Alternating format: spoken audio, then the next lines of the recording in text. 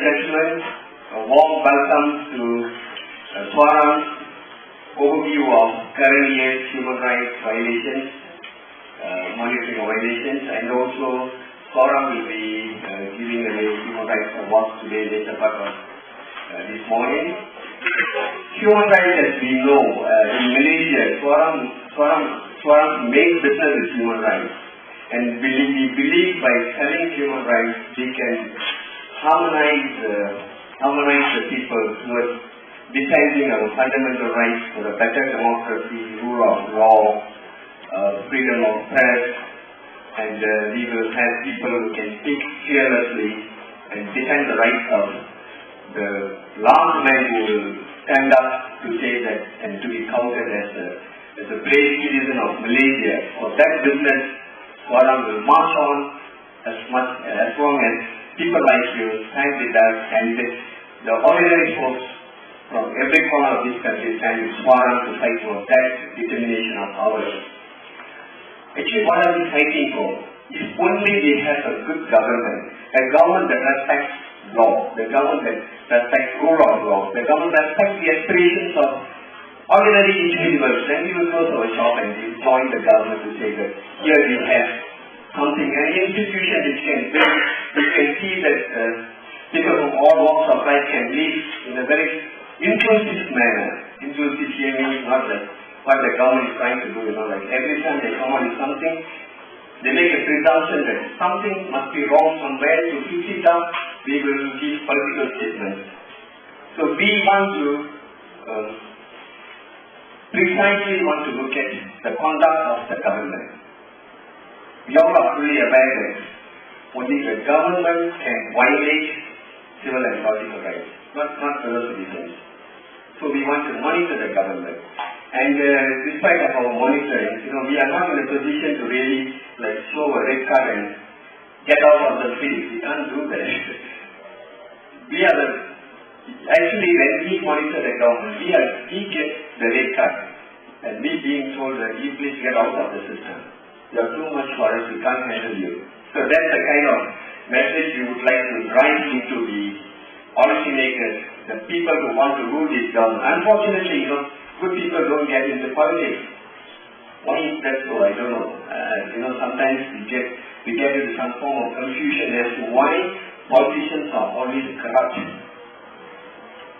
So this is again another issue of how do we get a very strong civil society which can harness the best parts of human race in order for us to get a good government, good people sitting in government. That seems to be the hardest thing to drive, because corruption breeds politics breeds corruption. Whether it's opposition or ruling government, we seem to be getting the same kind of people getting into power. I'm not saying that all, thanks to the reminder, some of you would be saying that, are you sure that you're making a statement that all politicians are corrupt? No. But I don't think all politicians stand up against corruption at all times. So with that, I welcome all of you, the NGO leaders, the embassy people, fellow citizens, and members of SUARAM. I would like to thank SUARAM people for taking a lot of trouble, the staff to arrange today's event, and also they have managed to completely bind the document that you will be getting a copy of, the summary of the monitoring findings, which will be made into a complete comprehensive book by middle of next year. With that, it's a warm welcome. Please be seated and enjoy yourself. Feel free to raise your doubts and clarify your notions about our report. With that, thank you very much. Actually, you will come full circle.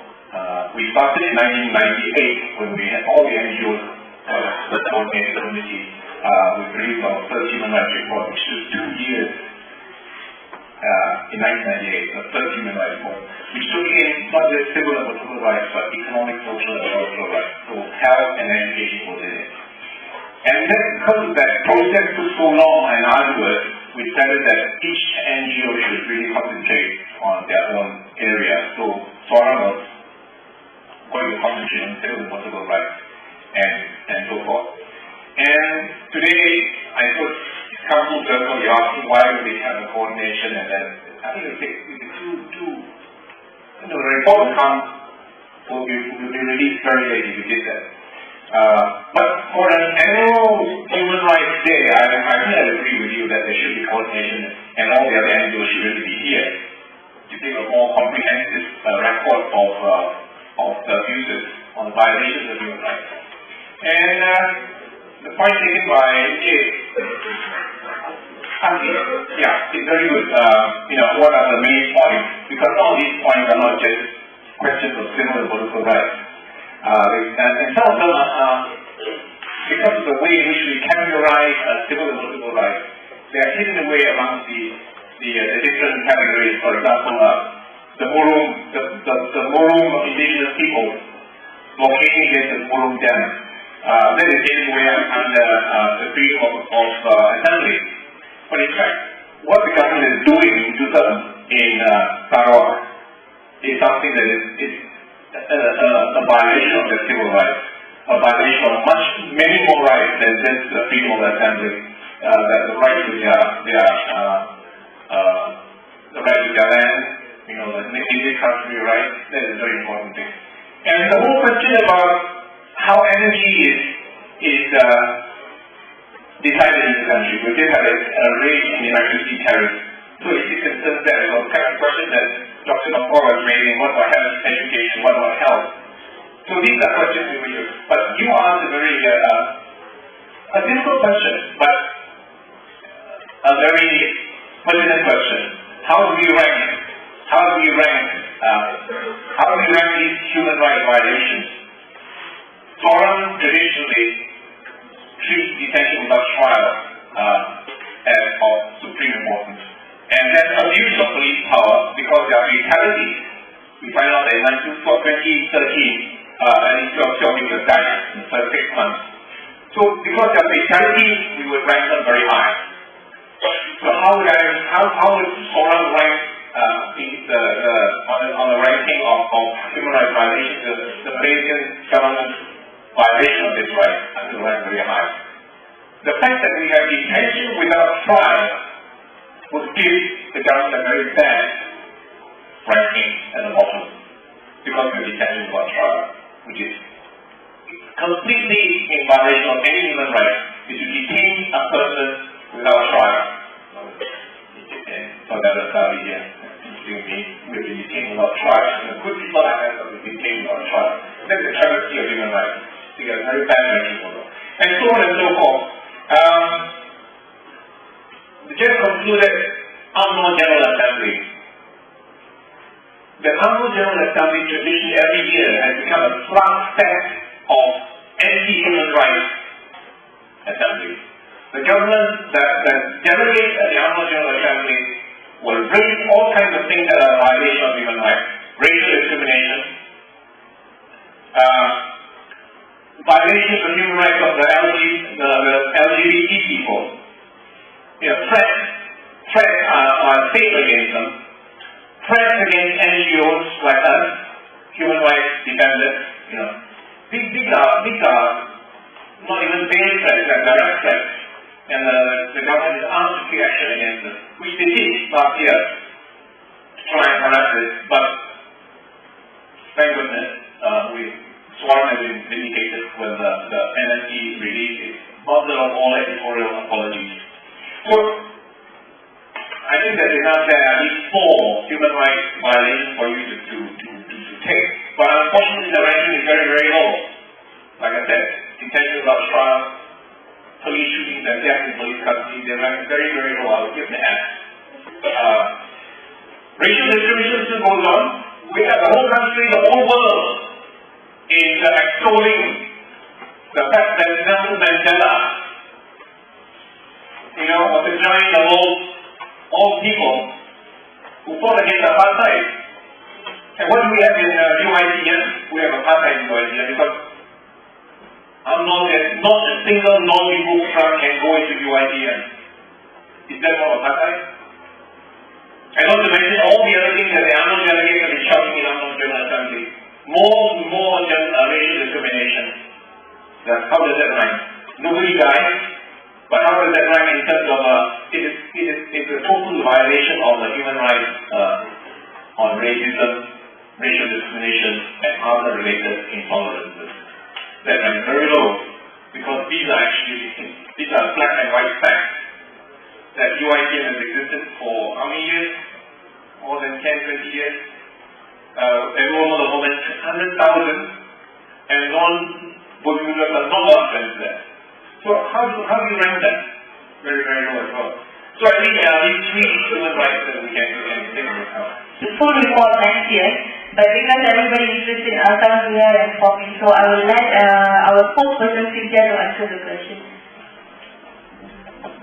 Why it's not in the report, Nalini just mentioned it, but definitely it's still very much a raging issue, and the fact that the persons convicted for the murder of Altan Tuya were released actually cast so much more concern on our judicial process, and the fact that material witnesses were not called in order to protect certain names from being called in as witnesses. So this is definitely going to be elaborated in the bigger report.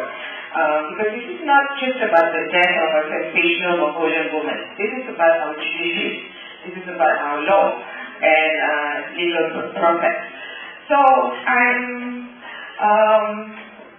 actually taking note of the point that this really has to be elaborated.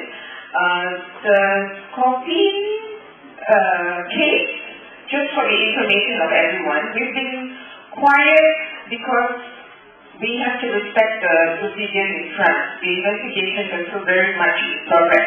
Every time I meet someone, they ask me whether the investigations are stopped, whether it's halted, and whether there's been political interference or kinds of things. I'm just here to tell you that it's very much in progress. We are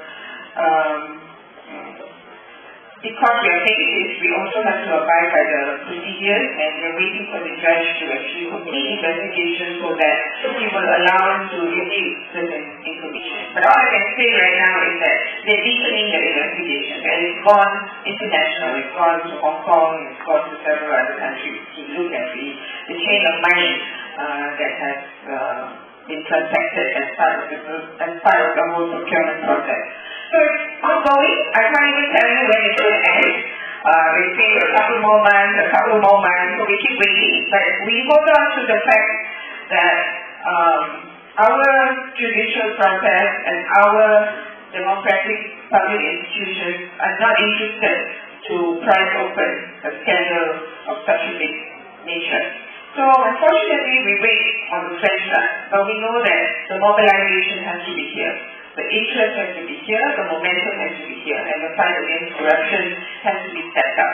In fact, what happened in India yesterday was very interesting. There was a new anti-corruption party that was started off in India in honor of, what's his name? Anna Azari. Yeah, and there was a candidate that competed against the long-time serving chief minister in New Delhi. And he won. He won on an anti-corruption ticket because the New Delhi chief minister was so corrupt. And so I think this is the step that we need to actually take to ensure that corruption becomes a system fight together with the fight for human rights advancement, promotion, and protection. The reason is, we tend to articulate views on the basis of peace and development and stability. All this at the expense of pushing human rights and dignity to another extreme. Therefore, when we discuss human rights is actually not a hotly debated issue in Malaysia by the politicians. Politicians who actually take control of the power, and they use the power to legislate to further oppress people, trying to sell the idea that by only through stability we can bring about development. Therefore, the democracy is not a key issue for us. So we become much more comfortable in that kind of positioning with lesser press freedom. So in the complexity of the whole situation, organizations like SUARAM trying to go to the crux of the issue, how the state actually violates civil and political rights, through which we want to restore fundamental liberties. So citizens who are pushed to the brink can rise up and demand the state to change policies. So that struggle can be brought about through a broad-based human rights approach, not through like what Sue was really explaining. UNO takes control of every aspect of what we can read today and what we can hear through the media. So we are divided into two blocks of ethnic groups with ethnic agendas. Therefore, the general people in the compound, in the flat, in housing estate, they all have their own mental block. The business people think that this country is good and we are troublemakers. They want stability to engage with the corrupted system to improve their values. Therefore, you look at the angle from theory, from the human rights perspective, we have to go through the very basis of how do we address and protect fundamental liberties. Therefore, we have to focus on civil and political rights.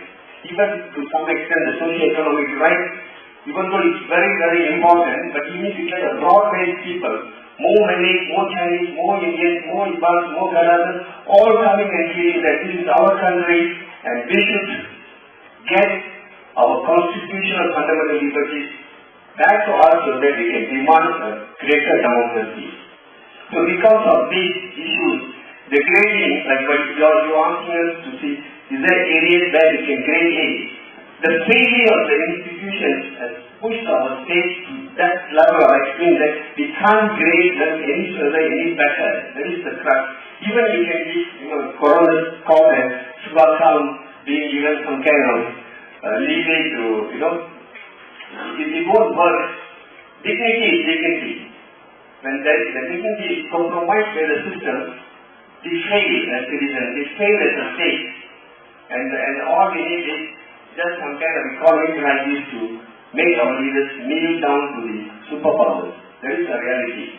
So human rights is the only way how we can save this country, because it involves a responsibility and obligation from the citizens to stand up and become. I would like to thank so many people that have contributed to come up with this report, because I think for the first time there are a lot of volunteers involved in the writing of this overview, and you can see the appreciation notes there that they have named all our volunteers.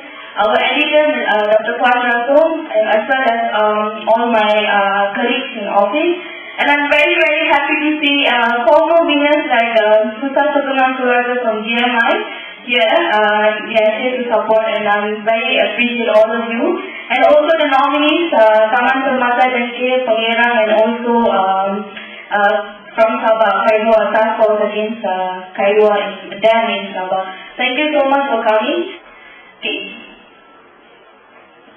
Okay, so what happened in 2013? The most important is the 30th general election. There are so many disappointments, and also we can see the Barisan Nasional, which is the current government, getting only 40% of the total popular vote, while the opposition Pakatan Rakyat got 52% of popular vote. Okay, and Malaysia's May 5th general election came under instant scrutiny internationally as well, because there were allegations of vote buying and other reported irregularities. The outcome of the 2013 general election, manifestation of popular aspiration for reform and greater respect for human rights in the country. It has come through a great disappointment with the increasing failure of state institutions such as the police, judiciary, and others to uphold justice, equality, human rights, and democracy. Detention without trial. It's so sad that we still have this detention without trial laws in Malaysia.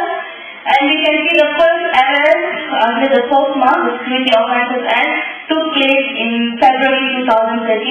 Initially, the three were arrested, Najib Government, a former IAC detainee, as well as Jimmy Akhim and also Alimah Hussein. They were arrested. They were released on 27th of May, and then they were re-arrested again because they say alleged to have linked to Al-Qaeda, and also they actually train people to destabilize the Syrian government as well. Victim of research of the Preventive Crime Act. Okay, the government, before they came out with the amendments to the Prevention of Crime Act, they say there's an increase in crime. Everybody remember that? There's so much amount of an increase in crime, and then they say it's all because of the abolishment of emergency ordinance. It's all because of the release of the detainees from EO and also IAC. And then there were so many issues were going on. So they need some laws to curb the crime in the country, and then they were talking about bringing back some similar to EO. But then they used an amended Preventive Crime Act 1959. It's older than IAC and also emergency ordinance. So the amendments, there are few things that are highlighted in the amendment that we think it's actually absolutely against the human rights, but there are some that we have identified, and which is more important is there is a renewed detention process in this Preventive Crime Act. Similar like IAC, similar like EO, that after 2 years it can be renewed and renewed and renewed. The amendment doesn't allow for process of judicial review except on matters of procedure, making it almost impossible for individuals detained under the law to challenge the decision to detain them effectively. Similar like IAC and EO, you can only challenge on the way that you were arrested, a technical part, but then you can't challenge the whole, the law and the arrest and detention. And then it remains largely silent on the right to legal representation for the detainee. An inquiry officer, which is appointed by the Home Minister, for responsibility for conducting any inquiries under the PCE. And IAC detainees, at the end of 2012, 23 detainees were detained, and 17 detainees out of these 23 were released in 2013, and as of December 5th, we have 6 remaining detainees, 4 Malaysian, 1 Indonesian, and 1 Filipino. And they all alleged linked to Darul Islam. Please, the most interesting topic for SUARAM as well as everyone here. I think the most challenging part for civil society as well as all of us is like the accountability by the police in Malaysia. Firstly, we have 3 main challenges related to police. Firstly, many of the regulations, the SOP of the police are unknown. It's actually under official secret act. Secondly, existing internet disciplinary system of the police to deal with police misconduct lacks transparency and impartiality. And finally, criminal offences amounting to human rights violations are not addressed in a transparent and systematic manner to hold authorities accountable. Death in custody, torture or use of excessive force before arrest. From January until June, there is already 12 deaths in custody. And as of December 5th, we have recorded 12 deaths in custody. 1 death in custody itself is already too many. And imagine it's already 12 from beginning of the year until the middle of the year, it's already 12. Only 3 police officers were charged for murder related to endangerment. There are other cases, still no action till now. And positive development and a landmark judgment delivered by the High Court Judge Justice Dato' Singer, who awarded 851,700 damages to the family of 8 women. And the most important from this judgment was that he stressed on the importance of the establishment of anti-CNC. Police shooting, it was shocking for all of us when the Home Minister himself, on the 5th of October, in the video recording, which highlighted by the Malaysia TV India News, the Zahid Amiri said the shoot first policy is if there was enough evidence, the police would shoot first. This basically confirms what SUARAM and other civil society and human rights was telling all this while that actually police would shoot first. There is no such thing like they will arrest them or anything, they will shoot first. It's confirmed. And IGP Khalid Abu Bakar, interestingly, immediately he came out and said, no, we never do that, that's not our policy. We actually recruited for self-defense. Every killing, every police shooting, there's a modus operandi that they will shoot first and then they say self-defense, and then they have so many other things on their table during the press conference, they say it's all because of self-defense. And then Amiri again defended it, and then he said that there's nothing in police procedure that say they must fire first warning shot, so there's no warning shot. First, the gangsters might escape if they are unarmed, and secondly, police would drive if the gangsters are armed. So this is what Zahid Hamidi defended. 2013, the minister again replied to a written reply to a question by Lee Heng, DSP said Ramo revealed that police had shot down a total of 124 criminals from 2009 to August this year. The Malays recorded the highest at 56 Home Minister Zahid Hamidi. The remainder 41 were Indian, 23 Chinese, while the rest were non-Malay or Bumiputras. And we do know the figures of those foreigners who were shot dead by the police in 2013. Positive development, setting up a permanent foreigner court and central lockup. The civil society and the human rights lawyers and others who involved in police issues, we say we are okay for permanent court, but then central lockup we say need to address the lack of understanding of police SOPs and the investigation mechanism of the police must be improved according to the human rights principles and mechanism. If not, when they want to have the central lockup, there's no point. That's what they're trying to say. And now, accountability of police. According to the Auditor General report in 2012, which was released on 1st October, the police lost assets worth 1.33 million in the past 3 years, including firearms and cars, even vehicles. Okay, freedom of expression. You can see the full report on the page 15 to 21. We can see the trend this whole year, the abuse of criminal defamation and sedition laws. Sedition Act 1948 were used widely after General Assembly election, notably Adam Ali Harap, Arif Ibrahim, Isha Mulil Rai, Tamrin Jafar, Safan Aram, Tian Chua. Tian Chua was given charge before election as well on the Lahar issue. And most ironically, in 2012, before leading towards the election, the Prime Minister said he wants to repeal the Sedition Act, but I think he changed mind after election and they used the Sedition Act widely against people. Media freedom, we can say in April, just a day after Parliament was dissolved and the date for G13 was announced, various alternative media websites including Free Malaysia TV, Malaysia TV, The Malaysian Insider, and SUARAM report were targeted by consistent DDoS attacks. Independent radio stations, Radio Free Sarawak and Radio Free Malaysia also had their broadcast systematically jammed. Thousands of copies of files, Harakah, PTR, SUARAM, and DAP's rocket were seized in several states. And pirates can be seen in the government national scene when UMNO owned Utusan Malaysia ran a racist article on 7 May and settled Abu Dhabi China Mao. What has been the Chinese one? Based on Prime Minister Najib's comments, there was a Chinese tsunami at G13. Threat and increment on journalists. The Democratic Action Party-led government of Penang denied Utusan Malaysia to access the swearing-in ceremony in June. News said the State Assembly Speaker Lau Chikian said that security guards made the mistake of implementing the old directive. On the 6th of October, Malaysia TV called on the Home Minister Zahid Hamidi to halt his attempt to integrate journalists from the independent news portal.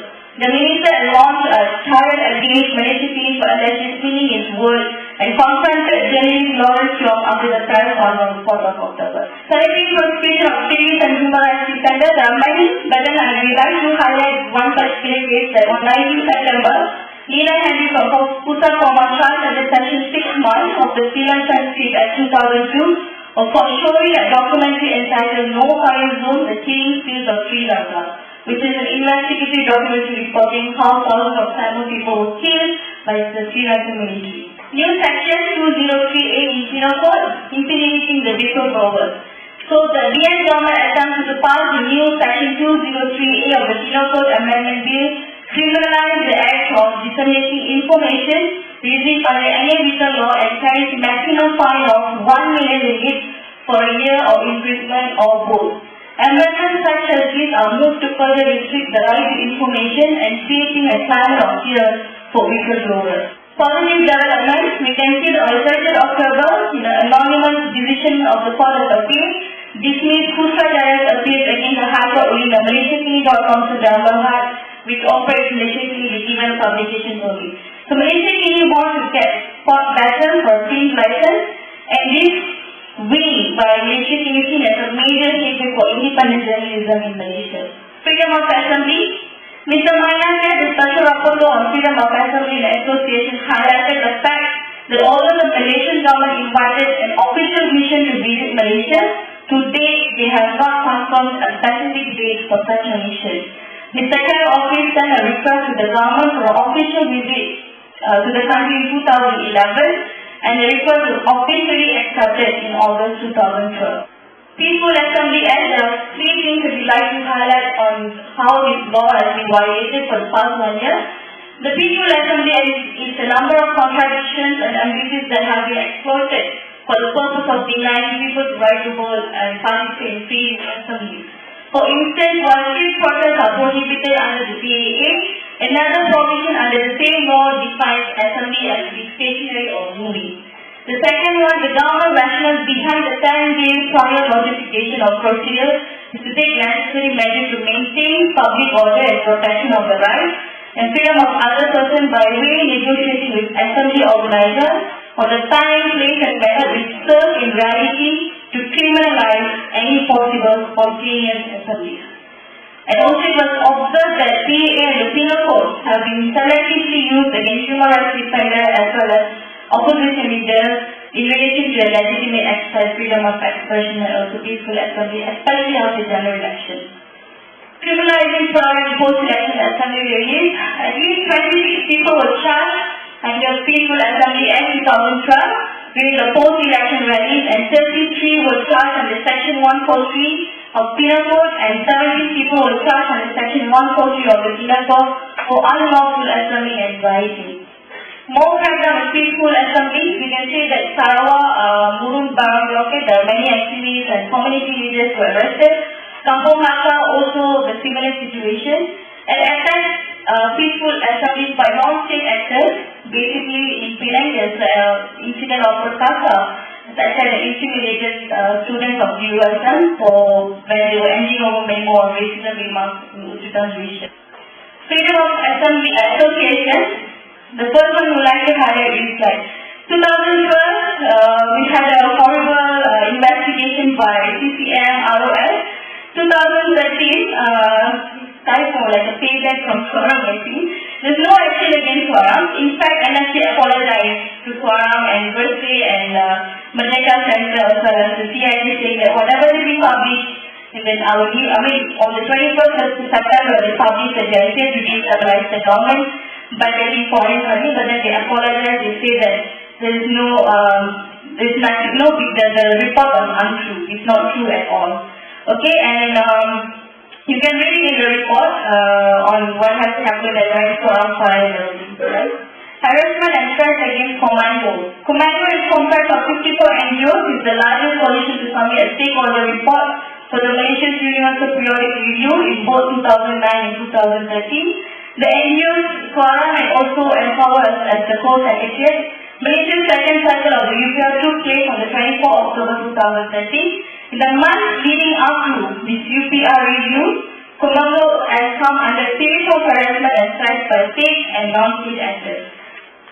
And you can see this is the harassment from the state, which the Friday Sermon delivered in malls nationwide on 18 October 2013, issued by Ilakin, and basically they say that Commando is anti-Islam and they attack Islam, basically the Friday Sermon.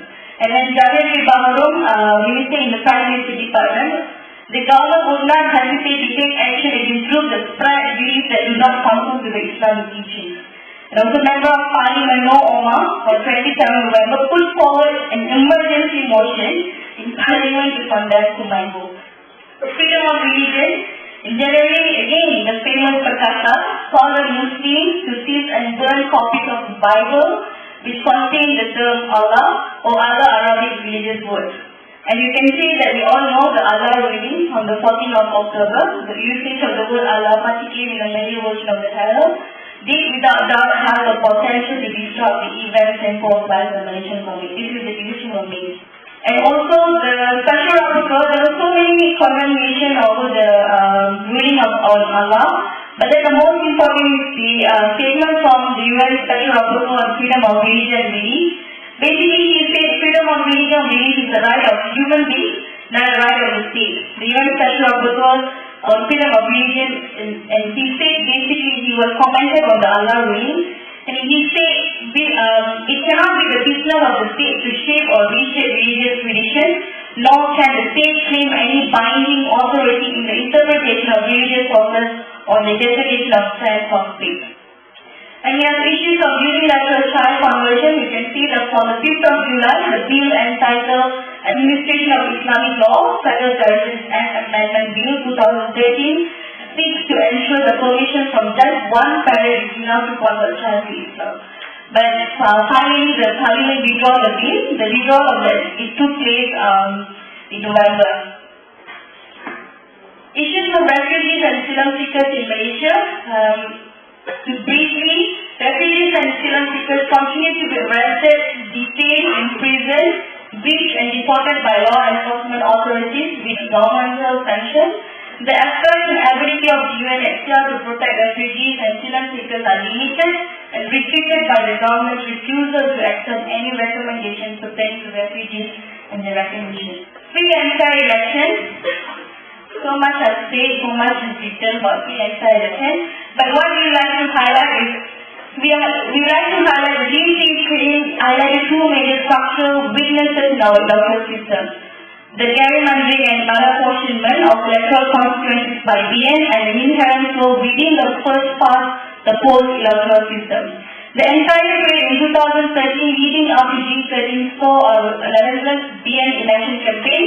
Financial investment of the You Help Me, I Help You variety were commonplace long before the official 15-day campaign began on April 20. Najib campaign is You Help Me, I Help You. Media coverage was overwhelmingly biased toward the BN. Political financing was not addressed before G13, raising concerns that poor voters in rural constituencies, including those in Sabah and Sarawak, were particularly vulnerable to bribery. The manipulation of the administration of the election was demonstrated by the failure of the EC, the Election Commission, to manage free and fair elections. And the Election Commission also failed to implement even the most basic recommendation of 2012 Parliament Select Committee report, such as using indelible ink and cleaning up the electoral roll. Okay, international standing on human rights. Okay, Malaysia in international platform. In October 24, 2013, the 103 UN member states and Malaysia's Second Universal Periodic Review highlighted the fact that many of the previous recommendations made during the 2009 UPR were still not met while new areas of concern are emerging. Despite an initial pledge made in 2009 to consider ratification of key international human rights instruments, Malaysia has to ratify core human rights treaty, ICCPR, KLSCAH, ICSR, and so many others. Malaysia has also had to ratify the long statute of the International Criminal Court, the 1951 Refugee Convention, nor the International Convention on Protection of Migrant Workers and their families. SUARAM. Beginning in 2010, there was a gap of 39 days between the end of tenure and appointment of new commissioners in 2013. The commissions ended a week after the general election nomination, and new batch was only reappointed after the election, despite the fact the outgoing commission had announced early in 2013 that would likely monitor the general election. National Inquiry on Orang Asli Land Rights, SUARAM intended to submit the report as a special report to Parliament. However, it appears that the government has instead decided to form a national task force new with the setting of SUARAM report in Parliament. So we think that it's highly unlikely that any action will be taken to address the issues that are raised by SUARAM in their one of the good report of the Orang Asli, Radio Orang Asli. And we also like to applaud SUARAM for the initiative and their move to promote human rights education in public schools. We hope similar opportunity will be given to non-government organizations like SUARAM and many others to promote human rights education in school, colleges, and universities. The return of BN in 30 general election doesn't bring any changes. In fact, same old government, same old race, with the same old racism, discrimination, and human rights violations. However, the people's movement towards democracy has increased despite the repression. And I think we have to congratulate all of you here and also the people who are making changes in the country. Thank you so much.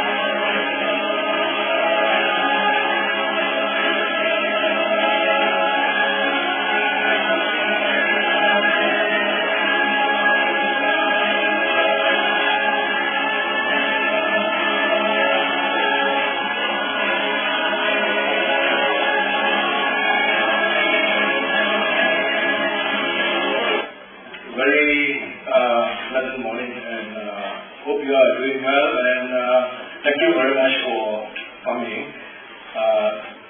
We, panel of judges, have sat through and deliberated with utmost fairness and honesty, especially from a human rights perspective, as to the how the winners of the award are chosen. Among some of the categories and criteria that we really place emphasis on are the persistence on qualities like endurance, fearlessness, insistence, things like that. We want people who can fit into those qualities, things like sacrifices, people who put their lives into human rights, as if that the entirety of what we are doing is all focused upon human rights. And that's my first point. My second point is we had a debate even among the judges in the sense of comparing how we arrive at the decision. And that sticks out a lot in terms of consultation. We have to do what we preach, and otherwise judges even consulted. That is to say, we are prepared to let our views to be challenged, okay?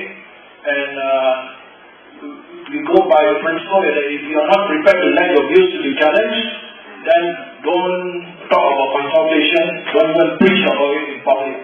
So that's the first thing. And in so doing,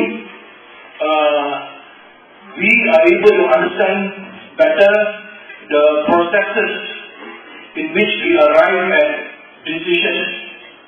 Okay, just like you address the human rights issue, sometimes people are not interested about the mere fact that somebody died in police custody, things like that.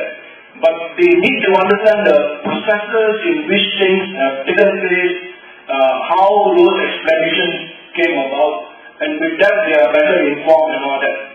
So, we are doing the same thing like judges. We are comparing, and just like comparing votes and all that, then we discuss about it, so that it will be things like free, fair, informed decisions. And that is consultation that we are talking about, and we are very serious about it. In fact, I insist that you should know and understand the processes in how I arrive at decisions, just like I would like to understand from your angle how you arrive at those decisions. So, and that will give us power and vibrancy of how we go about our decisions.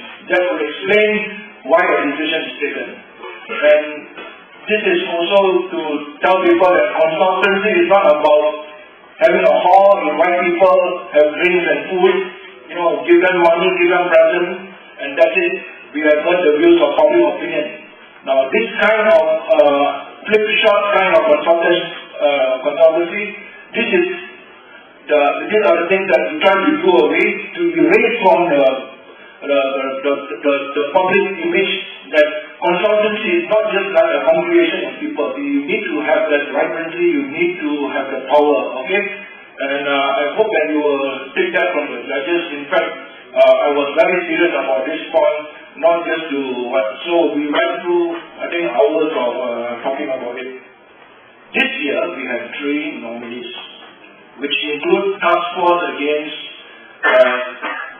Kaida Dam in Sabah. Kaida, is that the way to pronounce it? Kaidua, okay, that's the way to pronounce it. Okay. Kaidua Dam in Sabah. Penggiran NGO Coalition from Johor, that's the second nominee. And Action Committee of Taman Pertama Dengkil from Selangor. Okay. If I mispronounce, my apologies. Okay.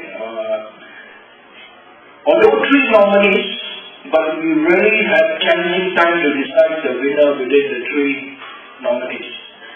How was it challenging? I already explained at the outset.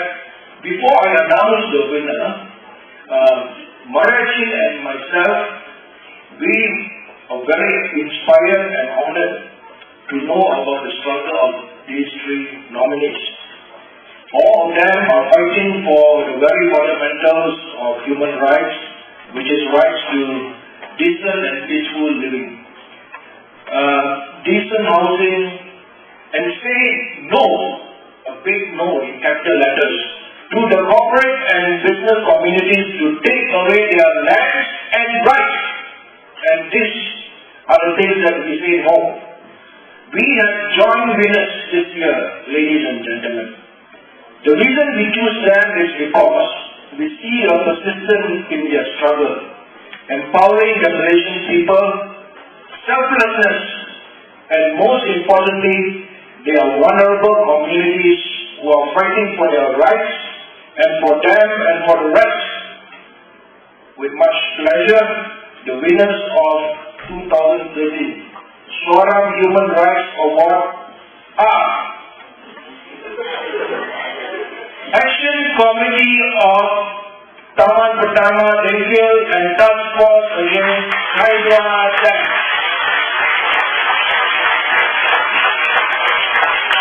We would like to congratulate the winners from bottom of our heart and wish you all the success, and please keep up the good fight for us and for better Malaysia.